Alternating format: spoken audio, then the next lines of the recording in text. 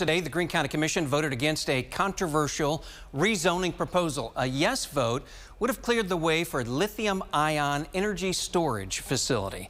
Sophos Power requested the change. It wanted around 40 acres of land north of Springfield to be rezoned for that facility.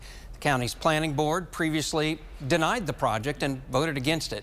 But the county commission had the final say, and commissioners heard from representatives of Sophos Power and about 30 community members who spoke against that rezoning proposal. They cited concerns about potential pollution, and they expressed concern about the potential for a fire at the facility. One woman who talked at the meeting says today's decision is the result of neighbors coming together.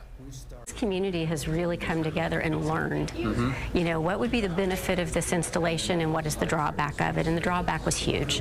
And so I think that the community did an amazing job of bringing forth all of their various expertises, things that I had never even thought of. In addition to environmental issues, county commissioners said they're concerned about the lack of clarity in the project development plan. They're also worried about who would pay to clean up the site after the batteries are retired in about 20 years.